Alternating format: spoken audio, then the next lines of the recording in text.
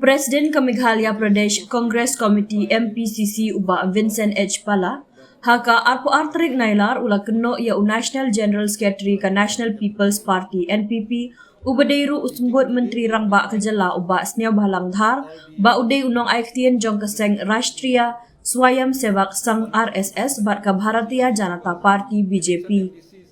Ya kini uba Pala ula penpau haba kentok ting ke jingkren jo uba Sniawbhalang uba laong baka Kongres sian kan sajak kerteng no na Meghalaya hadien ke jinglet penyesok jong ki laingut ki MLA jongka ki ba kentup ya uba Gabriel Watlang MLA ke Nongston Dr. Celestine Lingdo MLA Umsding bat ba Charles Marngar MLA Mauhati syaka NPP Uni UMP barim ke Shillong ula kamru ba udang kam he spa mau ban ya ke NPP ban let ya so bat ka Sniawbhalang Dhar ude unong aiktien ke RSS ka RSS lani ka BJP kat syabakidon ka surjongki kadai ka Kongres Mukt kumta Sniawbhalang uhab ban pensngau ya kene lem kumta kitip lot ya baro ki kambean kata nadu udrok dewyong bat kiwe ya ki balale ada uba Sniawbhalang Dhar bat ki parlok jong ong uba Pala habakren syikilat pathai kubor da ka bakeno uba Sniawbhalang udai ubadon hapok ka jingpej parman jong ka CBI uba Pala ulaong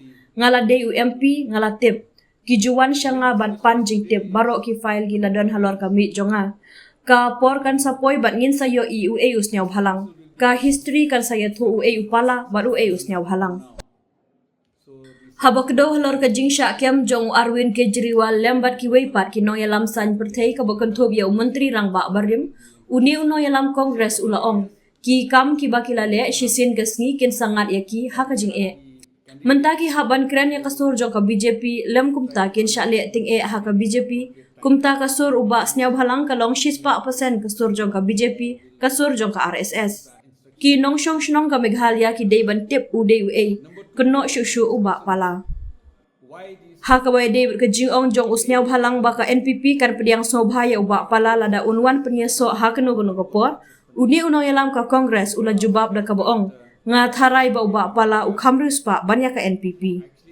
The RSS wherever they are, the BJP wherever they are, their voice is Congress or India Mukh Bharat. Whatever they say, Congress Mukh Bharat or something. Meghalaya Mukh Bharat. Congress, So he's Meghalaya Dhar has to voice. Congress Mukh Meghalaya.